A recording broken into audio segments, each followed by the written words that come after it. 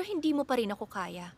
Kahit na ang football team, uncle mo ang owner, wala akong pakialam. Tatalunin kita. Ah, wag ka nga palang malilate ha. Dun sa practice natin.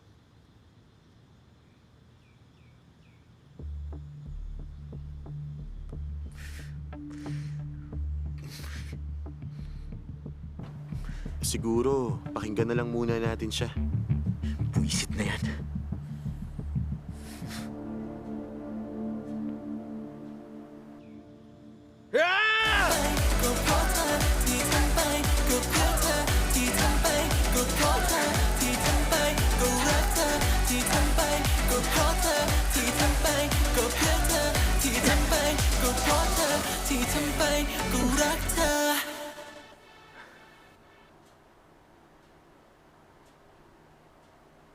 Ano ba, hindi mo ba ako naririnig? Pasensya na. Hindi, Uncle. Ano bang problema? Mula nang umuwi ka dito, aburido ko na. Paano? Yun kasing gurang na yun eh. Pinapahirapan kami sa practice. Para manalo, kailangan nyo ng practice. Di ba, practice makes perfect? Uncle, sabihin mo nga sa akin, di mo ba napapansin? Ginagawa niya lang to para magpakit sa'yo eh. Ano bang pinagsasasabi mo? Uncle naman. Ano ba? Halatang halata naman sa kilos niya eh. Usapan lang to na matatanda. Tigil-tigilan mo nga yan. Mag-focus ka lang sa football, okay? Mas titindi ang practice nyo pag pumasok kayo sa Pro League. I-expect mo na parang warm-up pa lang to. Halika na, mag-dinner tayo. Sige po.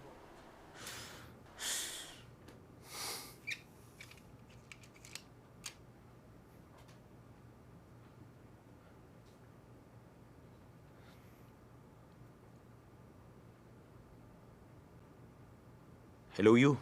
Kita tayo, pre. May 3 araw na lang tayo. Isang pirma pang kailangan para makuha ang majority. Nakausap na ni Coach Jenna yung 2 bagong guwapings na yon. Baka kaya namang kausapin. Tingin ko naman, meron akong magagawa. Hindi pa nakakapili si Plern. Pwede mo ba siyang pilitin?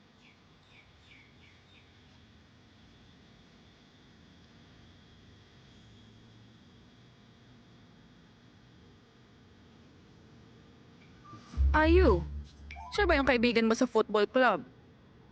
Opo. Mabuti. Bagsak siya sa English. Kailangan niya magsanay para makabawi sa paggawa ng personal project o project na may kagrupo. Kung gusto niyang makapasa, pakialalayan ang kaibigan mong yan. Pero ma'am, hindi ko po kasi... Binigyan ko ng deadline. Gagawa na ako ng grades. Ang mabuti pa, tulungan mo na siya. Samahan mo na para makahabol na rin. Oo, okay na. Sige, meron pa akong klase.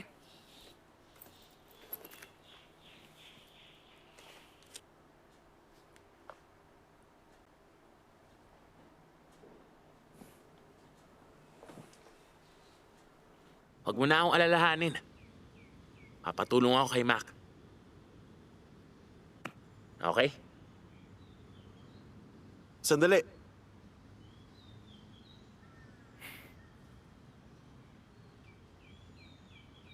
Tutulungan kita. Pero, pwede bang humingi ng pabor? Ano naman yun? Sumali ka sa amin.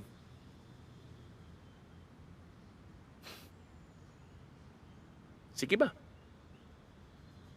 Basta dun tayo sa aming gumawa.